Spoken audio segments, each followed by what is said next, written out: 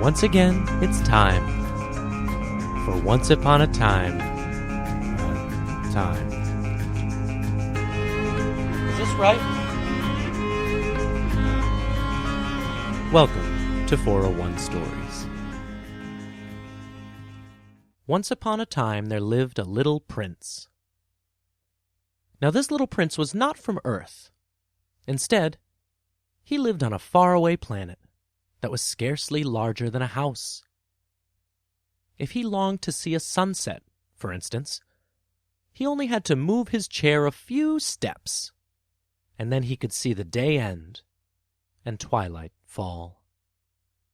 The little prince loved to watch the sunset, especially when he was sad. There was not much else to see on his planet, aside from a single beautiful flower that he loved dearly, and 3 volcanoes, one of which was extinct. And so one day he left his home to visit the nearby asteroids in order to add to his knowledge.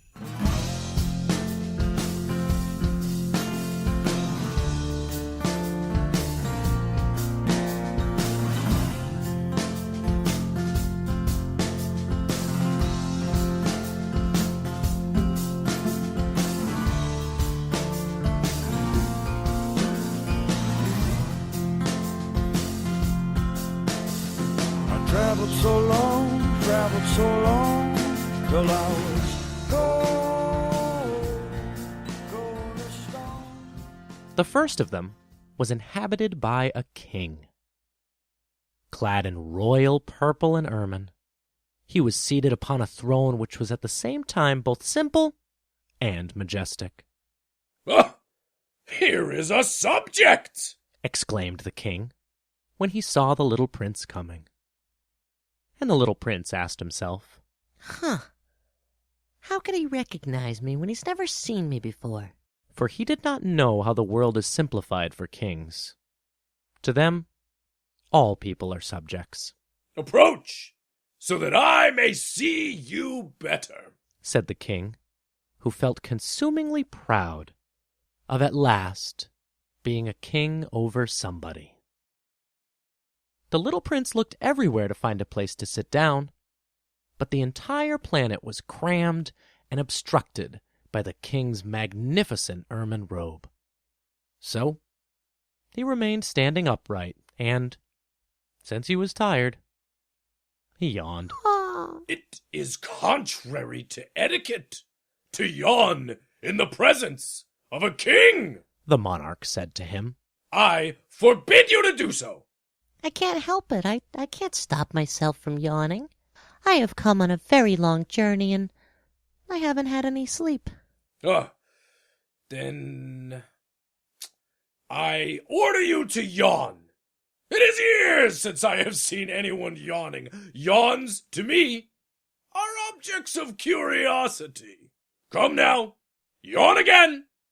It is an order. I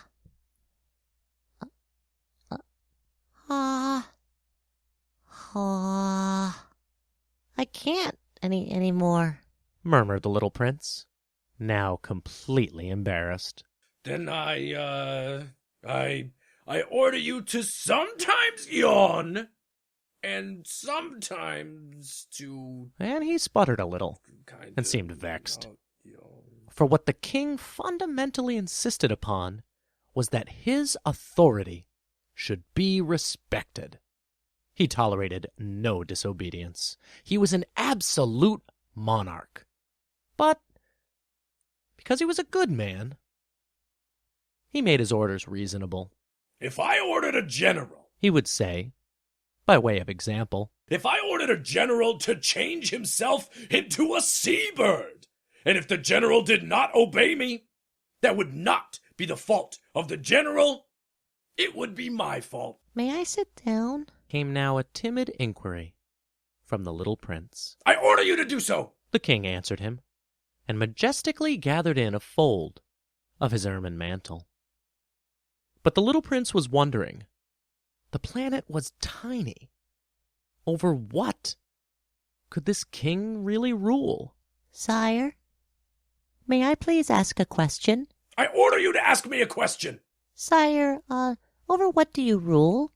Over everything, said the king, with magnificent simplicity. Over everything? The king made a sweeping gesture, which took in his planet, the other planets, and all the stars. Over all that? Over all that, the king answered, for his rule was not only absolute, it was also universal. And the stars obey you? Certainly they do. They obey instantly. I do not permit insubordination. Such power was a thing for the little prince to marvel at. If he had been a master of such complete authority, he would have been able to watch the sunset not 44 times in one day, but 72 or even 100 or even 200 times without ever having to move his chair.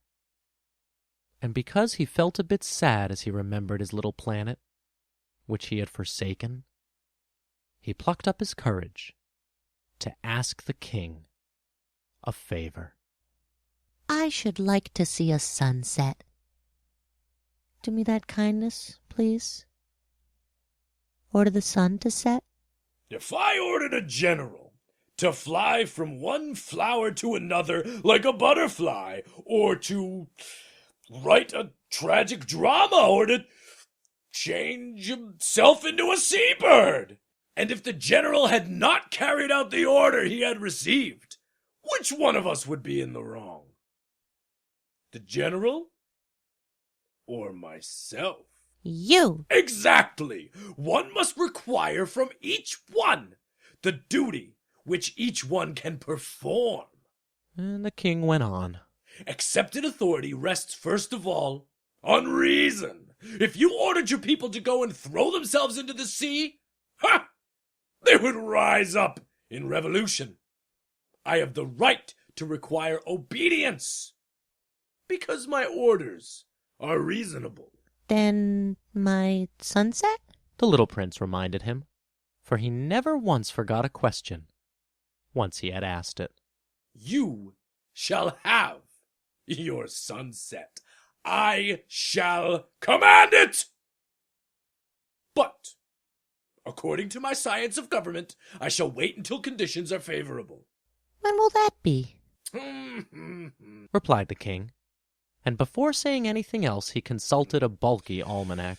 That will be about...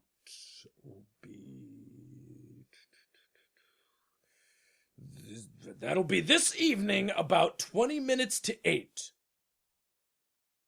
And you will see how well I am obeyed. The little prince yawned.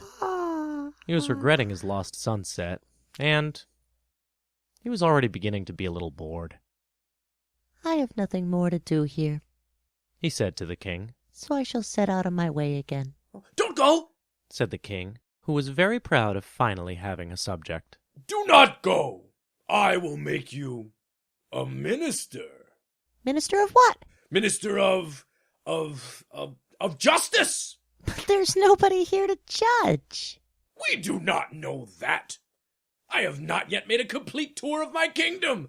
I am very old, and there is no room here for a carriage, and it tires me to walk. Oh, but I have looked already, said the little prince, turning around to give one more glance to the other side of the planet. And on that side, as on this one, there was nobody. Nobody at all. Then you shall judge yourself. That is the most difficult thing of all. It is much more difficult to judge oneself than to judge others. If you succeed in judging yourself rightly, then you are indeed a man of true wisdom. Yeah, but I can judge myself anywhere. I do not need to live on this planet to do that. I have good reason to believe that somewhere on my planet there is an old rat. I hear him at night. You can judge this old rat. From time to time, You will condemn him to death. Thus, his life will depend upon your justice. But you will pardon him on each occasion, for he must be treated thriftily.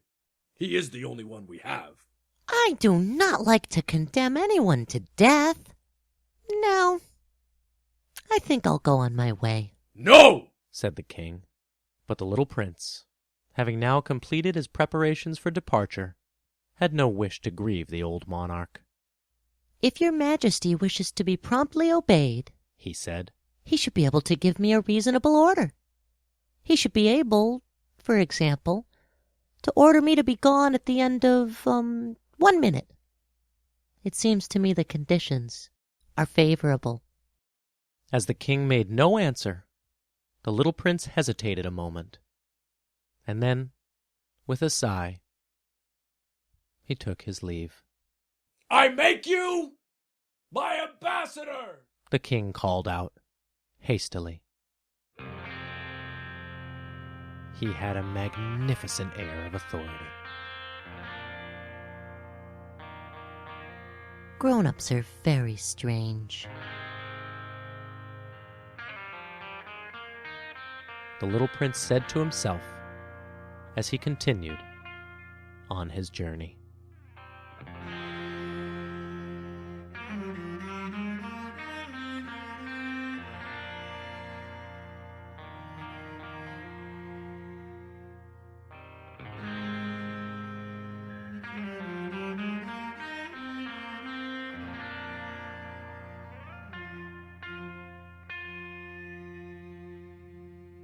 The next planet the little prince visited belonged to a businessman. Now this man was so much occupied that he did not even raise his head at the little prince's arrival. Good morning, the little prince said to him. Your cigarette has gone out. 3 and 2 make 5, 5 and 7 make 12, 12 and 3 make 15. Good morning. 15 and 7 make 22, 22 and 6 make 28. I don't have time to light it again. 26 and 5 make 31. Whew. Okay, that makes 501,622,731. 500 million what? Are you still here?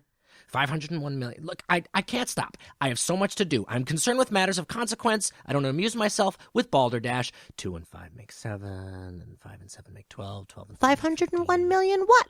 Repeated the little prince, who never in his life had let go of a question once he had asked it. The businessman raised his head. During the 54 years that I have inhabited this planet, I have been disturbed only 3 times. The first time was 22 years ago when some giddy goose fell from goodness knows where. He made the most frightful noise that resounded all over the place, and I made 4 mistakes in my addition. The second time, 11 years ago, I was distracted by an attack of rheumatism. I don't get enough exercise because I have no time for loafing. The third time, well, this is it. I was saying then, 501 million... Millions of what? The businessman suddenly realized that there was no hope of being left in peace until he answered this question. Millions of those little objects, he said, which one sometimes sees in the sky. Flies? No. Those little glittering objects. Bees? No. Little golden objects that set lazy men to idle dreaming. As for me, I'm concerned with matters of consequence. There's no time for idle dreaming in my life. Oh, you mean the stars? Yes, that's it, the stars. What do you do with 500 millions of stars? 501,622,731. I'm concerned with matters of consequence. I am accurate. And what do you do with these stars? What do I do with them? Yes. Nothing. I own them. You own the stars? Yes. Well, but I've already met a king Kings do not own. Kings reign over. It is a very different matter. And what good does it do you to own the stars? It does me the good of making me rich. And what good does it do you to be rich? It makes it possible for me to buy more stars, if any are discovered. How is it possible for one to own the stars? To whom do they belong? I don't know. To nobody? Then they belong to me, because I was the first person to think of it. Is that all that's necessary? Certainly. When you find a diamond that belongs to no one, it is yours. When you discover an island that belongs to nobody, it is yours. When you get an idea before anybody else, you take out a patent on it, and it is yours. So with me, I own the stars, because nobody else before me has ever thought of owning them. Yes, that is very true. And what do you do with them? I administer them. I count them. and recount them. It is difficult, but I am a man who is naturally interested in matters of consequence. The little prince was still not satisfied. If I owned a silk scarf, He said, I could put it around my neck and take it away with me. If I owned a flower, I could pluck that flower and take it away with me. But you can't pluck the stars from heaven. No, but I can put them in the bank. What does that mean? That means that I write the number of my stars on a little piece of paper, and then I put this paper in a drawer and I lock it with a key. And that is all? That is enough. said the businessman.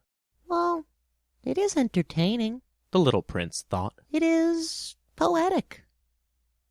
But, it is of no great consequence. In regards to matters of consequence, the little prince had ideas which were very different from those of the grown-ups. I myself own a flower, He continued his conversation with the businessman. which I water every single day.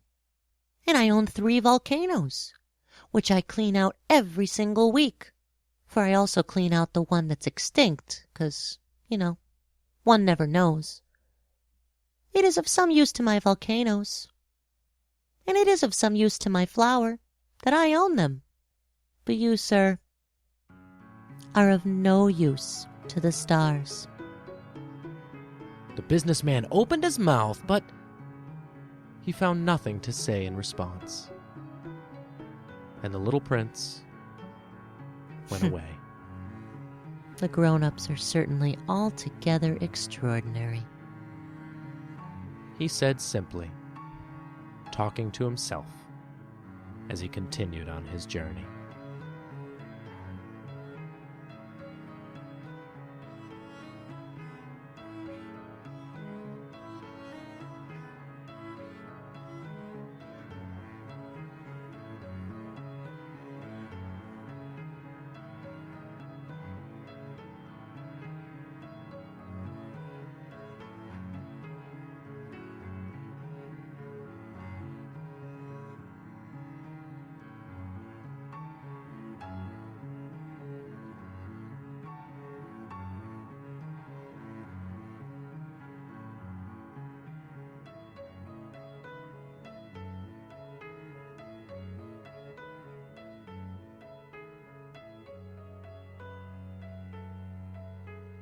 The next planet was very strange. It was the smallest of all. There was just enough room on it for a street lamp and a lamplighter. The little prince was not able to reach any explanation for the use of a street lamp and a lamplighter somewhere in the heavens on a planet which had no people and not even one house. But he said to himself, nevertheless, It may well be that this man is absurd, but he is not so absurd as the king or the businessman, for at least his work has some meaning. When he lights his street lamp, it is as if he brought one more star to life, or one flower. And when he puts out his lamp, he sends the flower, or the star, to sleep. That is a beautiful occupation. And since it is beautiful, it is truly useful. when he arrived on the planet, he respectfully saluted the lamplighter. Good morning. Why did you just put out your lamp? Those are the orders, replied the lamplighter. Good morning. What are the orders? The orders are that I put out my lamp. Good evening. And he lit his lamp again. But why did you just light it again? Those are the orders. I do not understand. There's nothing to understand. Orders are orders. Good morning. And he put out his lamp, and then he mopped his forehead with a handkerchief that was decorated with red squares.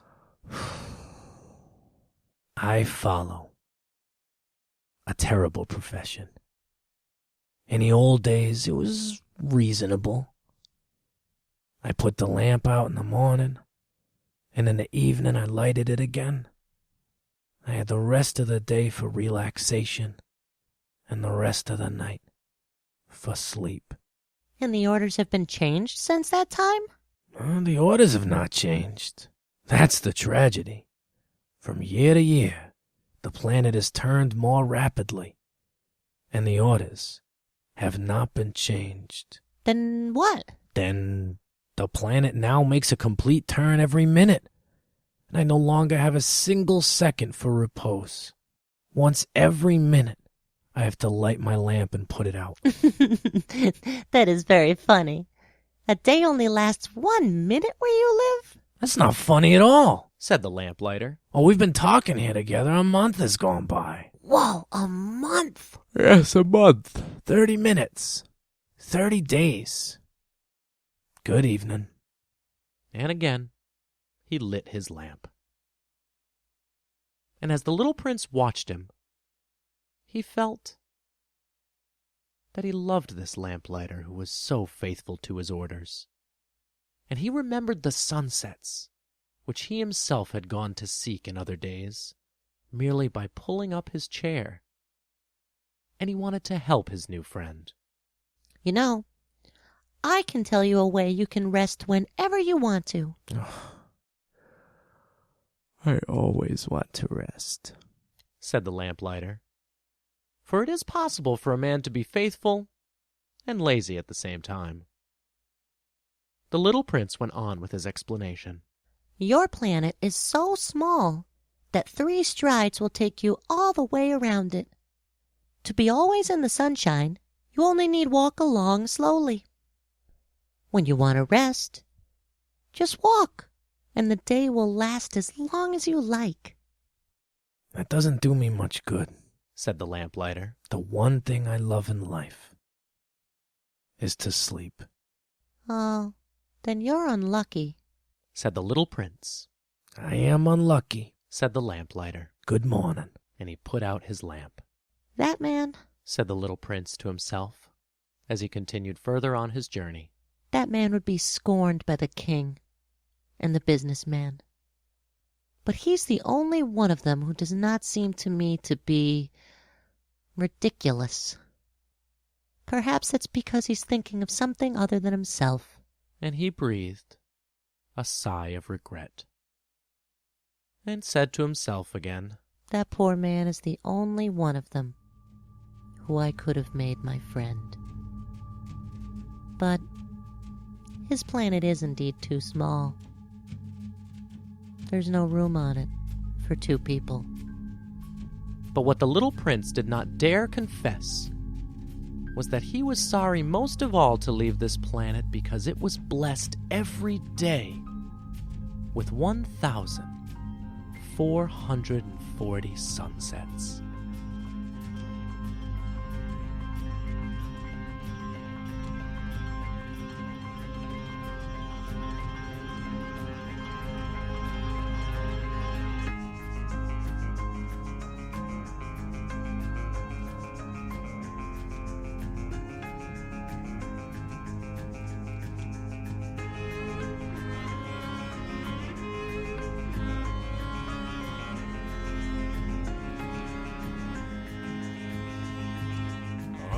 This episode of 401 Stories was adapted, performed, and produced by me, Joe Thoreau.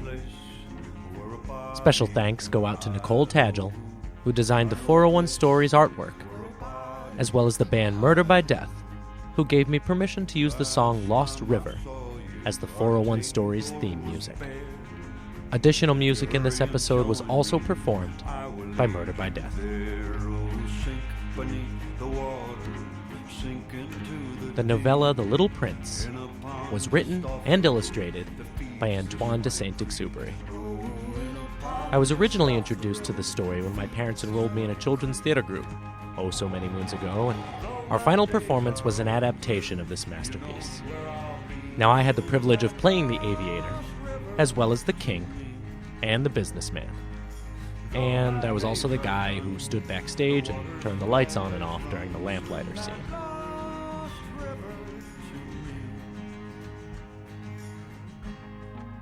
The Little Prince has been my favorite book for most of my life, and I make it a point to reread it every year or so in order to keep me, to remind me what's truly important and truly beautiful. Life can be so hard. It's so exhausting. It seems as if a gravity-like force is constantly pulling me away from who I really want to be. So, I have a tattoo of the Little Prince on my right shoulder as a reminder that it is only with the heart that one can see rightly.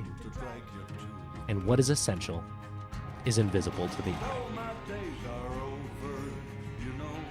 I am a father and a husband, and I have jobs, and it's important to pay my bills and remember appointments and mow the lawn. I am an adult, but I refuse to be a grown-up. This episode of 401 Stories is not only a tribute to my favorite book, it's an attempt to come full circle and to bring this story back to the dramatic form in which I first met the Little Prince. It's also kind of a test run, because I'm planning on producing a full audio drama of the Little Prince, with a full cast and original music and all the bells and whistles. If you happen to be at all interested in this project, please get in touch, and I'd love to hear from you. It is, of course, a matter of great consequence. And you can reach me on Twitter at 401stories, facebook.com/401stories, 401stories@gmail.com, or on the website, you guessed it, 401stories.com.